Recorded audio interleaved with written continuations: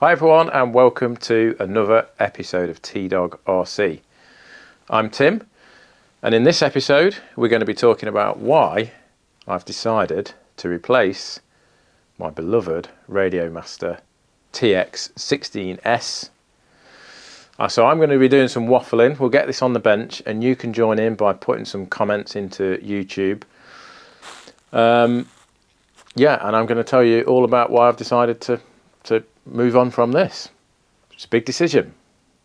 So without further ado, let's get stuck in. Okay guys, so like I said, I'm going to do a bit of waffling. Perhaps not going to be the most exciting video, but hopefully you'll stick with me. First of all, just want to say thanks a lot for subscribing if you're already a subscriber. If you're not a subscriber, then why not click that subscribe button. 80% of people that watch the videos aren't subscribers, and if you are into fixed wing RC, bit of balsa, nitro, electric and FPV, then you can click the subscribe button and join in with the fun. Okay, so let's get stuck into it then. So this is my RadioMaster TX16S. I've had it for about 3 years. It's one of the original RadioMasters, I believe. So when I bought this, you could only get the plain sort of black RadioMaster. There was no fancy colours or anything like that, and the only two chip options were the 4-in-1 and then the I forget the name of it now. Is it the C5 something or other, which is essentially just the FreeSky chip. So I went for the 4-in-1 option because that's what appealed to me, basically being able to use all different brands of receiver. When I started flying again about 5 or so years ago, I initially started out with a FlySky, one of the real basic IX6 transmitters, because I wasn't sure whether I was going to get back into it again. Years ago when I first started flying, I originally had a Futaba Attack 4. If you don't know what that looks like, look it up online. 35 megahertz. Then I moved on to a Samoa 6-channel, can't remember the model of that one. That was the first thing that had extra switches on and stuff. Loved it. And then finally I had a JRX 347 or something like that, which was one of the first sort of computer radios you could get. Had something crazy like 5 model memory. What could you do on that? You could store all the trims for the different models. I don't think you could do things like Expo on it or anything like that. It was quite basic, but I remember the instruction manual was massive. I do remember that. But this is going back a long time now. So anyway, then I had a big long break, as some of you who've been members of the channel know.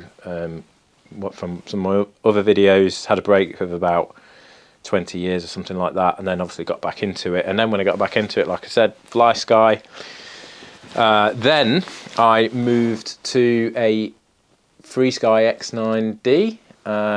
So I only did a couple of flights with one plane on the FlySky. I decided that yes, I've got the bug again, and I want to get into this hobby some more. So I bought a FreeSky Taranis.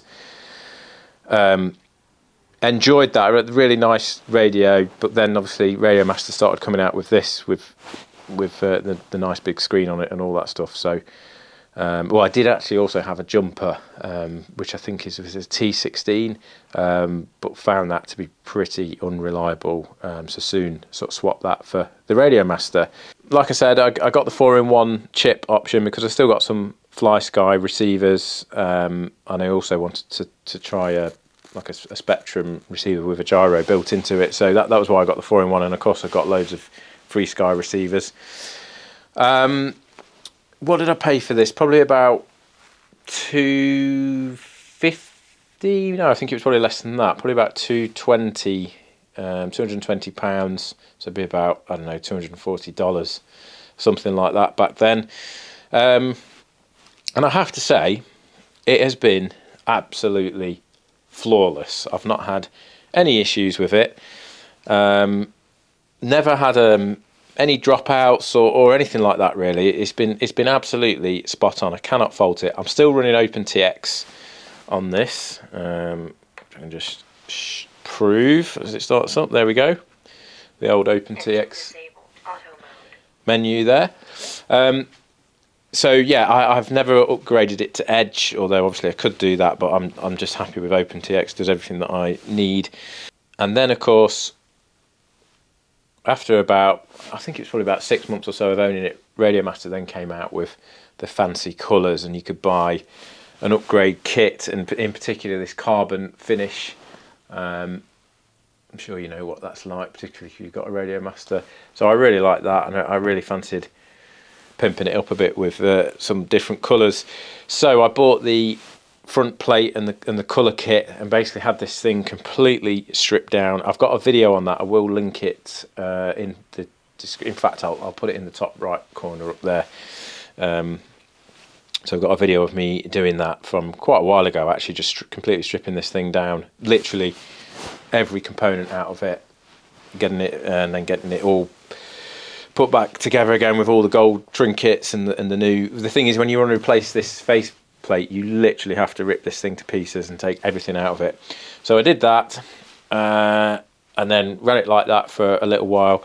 And then what the RadioMaster do, they go and bring out the AG01 gimbals. And these are just superb, really, really nice gimbals. So I decided I needed those. So then got a set of those, stripped it all down again, put those in. And basically that's how I've been flying it now for probably the last 18 months, I would say. I think I've got a video of that as well, so I'll link that up there as well with the gimbals. Yeah. And it's been superb. Like I say, it feels nice. Like I say, the gimbals are really nice to use. It really was a serious upgrade to this. I thought was once I put those AG01 gimbals on, it felt like a premium radio. So the big question is, why? Why am I getting rid of it? Well. Reason being, probably is a bit of man maths in this, really, just perhaps justifying to myself why I needed something nice and new and shiny. But in the future, I want to get into some more sort of expensive RC aircraft. So when I got back into the hobby originally, I actually started with a Balsa model just to get me back into it, but then I got into the foamies, but sort of soon realised I'm actually, personally, and it's just a personal opinion, I'm not that keen on the foamies, other than EDFs. They're really good for EDFs, but I prefer the Balsa and the more sort of traditional stuff, and really enjoy the nitro side of things. And then going forward, I've actually just bought a kit, well, probably about 3 months ago, of a Super Chipmunk, the Art Skull Super Chipmunk. Sorry, it's Art Shoal, I think. I'm not quite sure how you say it, Skull or Shoal. Super Chipmunk, love that plane. It's one of my favourite fixed wing propeller aircraft that's non-warbird, shall we say. Kind of just falls outside of warbird.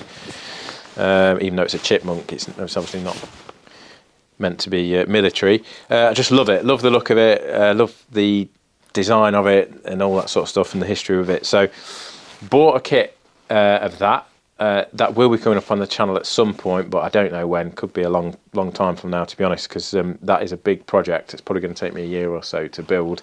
But that cost me quite a lot of money. It was about £350, $400, something like that. I'm not sure what the exchange rate is at the moment, to be honest. But so you're into, let's say 400. You're into 400 just with the kit. Then you've got an engine, and on that I want to again get into some bigger stuff, so that's probably going to have like a 50cc, no, maybe a 40cc petrol engine on that one, 2-stroke petrol.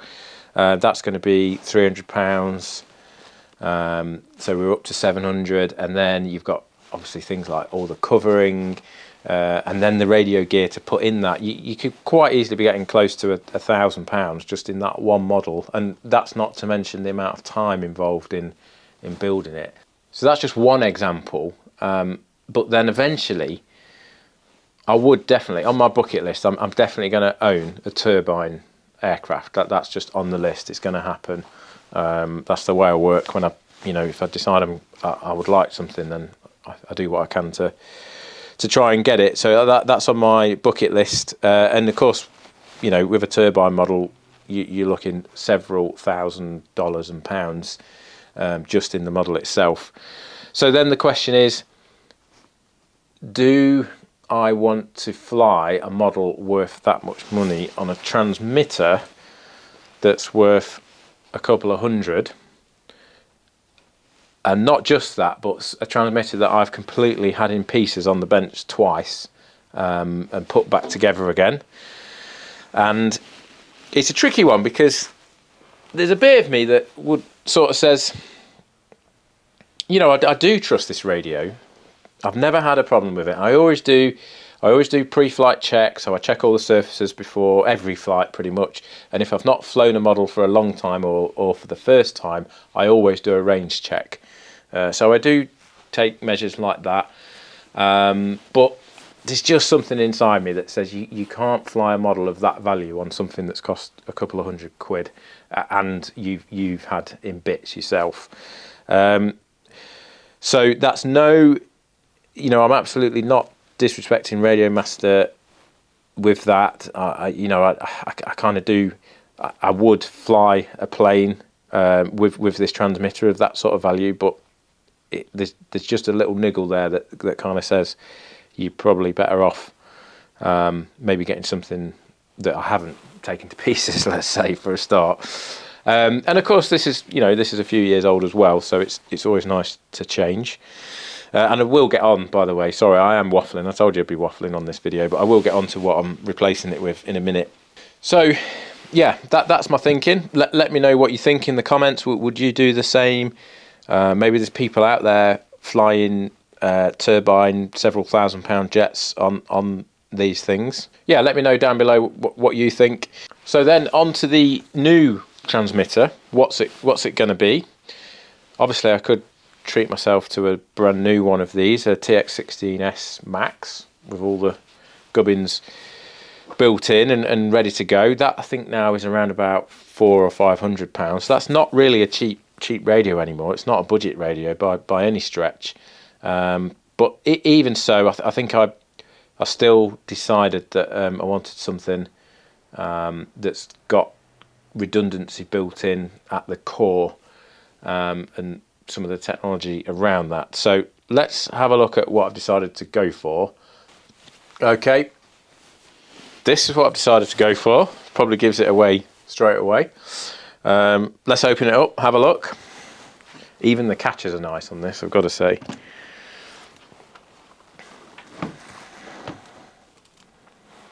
So here it is.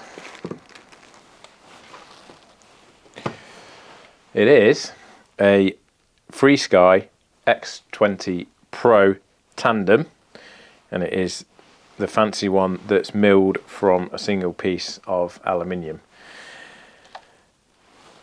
And let's just turn it on. So here it is, and I've got to say, it is an absolute thing of beauty. It really feels like an absolute quality piece of kit. I can't tell you how nice it feels. It's actually really quite light as well. I was expecting this to be pretty heavy, but I'd say it's actually lighter than the RadioMaster. In fact, we can probably weigh it real quick.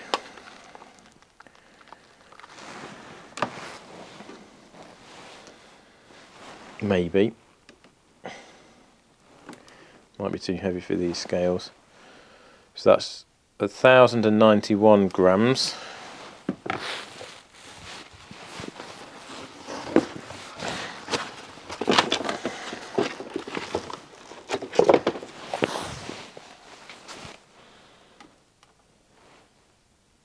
And I knew that would happen.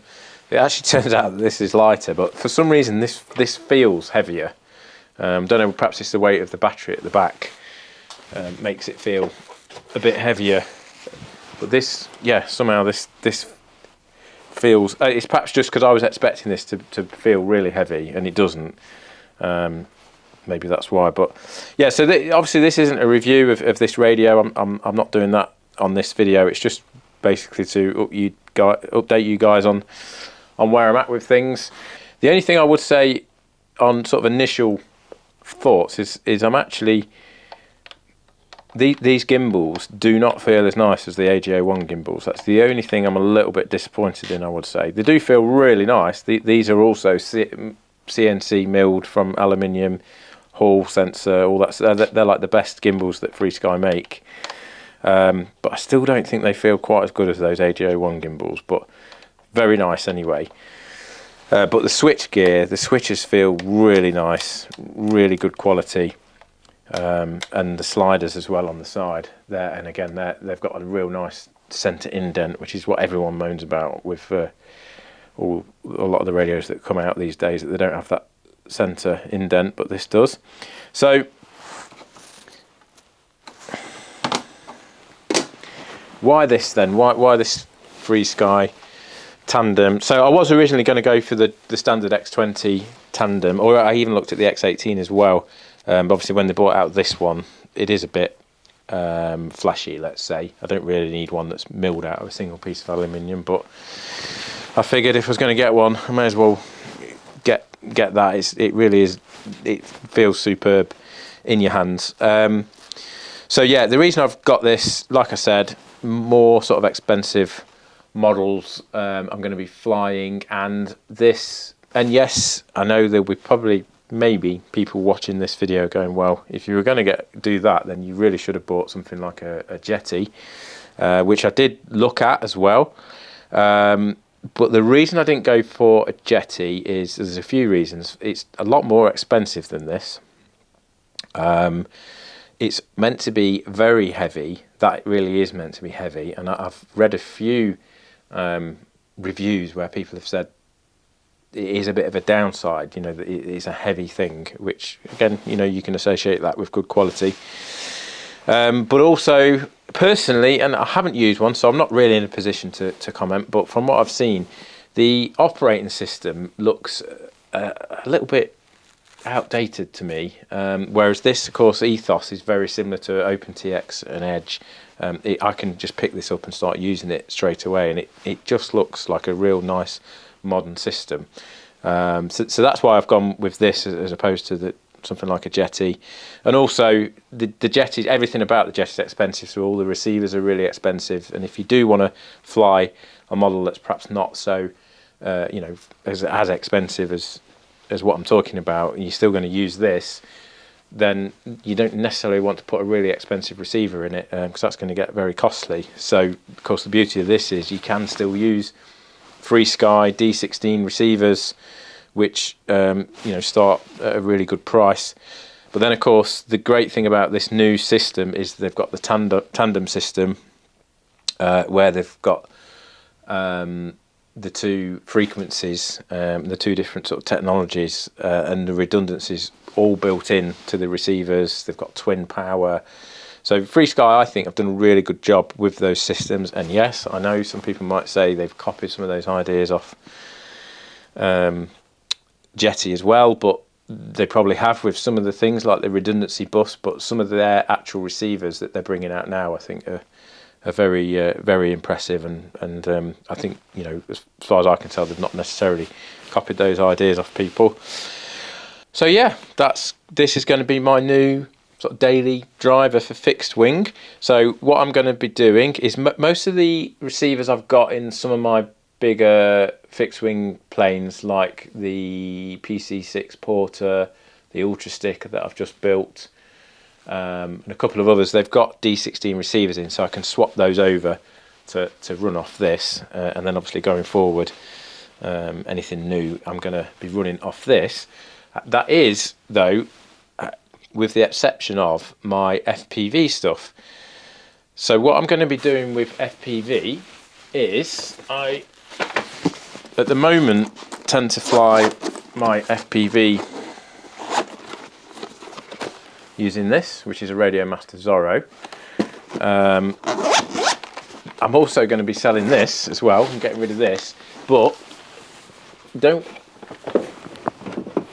RadioMaster fans, don't despair too much, because what I've decided to do is get the RadioMaster Boxer Max edition, which is the one with the AG01 gimbals as well, and that is what I'm going to be using for my FPV stuff and quads. I've got a few quads that sometimes fly, and this really is a bit too much for that sort of thing, where you might not be operating from a flying field where you've maybe got a nice place to set up and all that sort of stuff.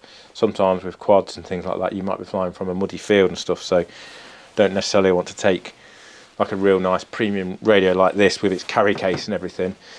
You want something a bit more portable that you can throw in a rucksack. So that's what I'm going to be doing with that. So going to be ordering one of those probably in the new year, and then getting all my FPV stuff and quads moved over to the Boxer. And the other thing I'm going to do with the Boxer is I'm going to go for the ELRS version as well, and have a look at setting the models up using that. And I also fly TBS Crossfire in some of my FPV models, so the Boxer's got a full-size module bay for TBS Crossfire, so I can still carry on using that as well. So that's my plan. So still going to be a RadioMaster user, still going to be giving RadioMaster some money because I'm going to be buying a new one, but for my daily driver fixed wing, as I said, moving back to Free Sky, and this is just an absolutely superb radio. Love it to bits. Only sort of, I've hardly had it out of the box, to be honest. Not had it that long. Not really had a chance to play with it that much, but the sort of messing around I've done, it does look really intuitive to use, and just feels absolutely superb. So really looking forward to taking this down the field and trying it out. So I did warn you that this was going to be a lot of waffle, and apologies if you thought this video was going to be something different, but yeah, it's just basically me waffling. It's nearly Halloween, so maybe that's something to do with it, about my radios and what my plan is for the future. I might do a bit more of an in-depth look at this, and go through a little bit more what's in the box and just some initial thoughts around it. So I might do that as a follow-up video if you're interested in that. And then of course when I get the Boxer as well, we'll be having a look at that. And in the meantime, I am cracking on with the Angel Wings Damn It build. I'm going to try and get onto that a bit more as well, because I've been struggling to get into the workshop these last week or so. But hopefully be doing a bit more of that. So more videos to come. As I said at the start, I really appreciate everyone who's subscribed. Really appreciate the support and all your comments. And this video in particular, if you've made it this far, then well done to you, because you may well have switched off by now. But if you have made it this far, then join in the conversation. Put a comment down below. What do you think to this decision? Is it a stupid decision? Should I have got a RadioMaster Max or gone for a Jetty? Or do you think this is a sensible option? Let me know. I'll comment back to you. And yeah, I think that's more than enough waffle for this video. So thanks a lot for watching. Thanks a lot for all your support. If you like the video, hit the thumbs up and give me a like. That helps me out as well. And I'll see you soon for the next one.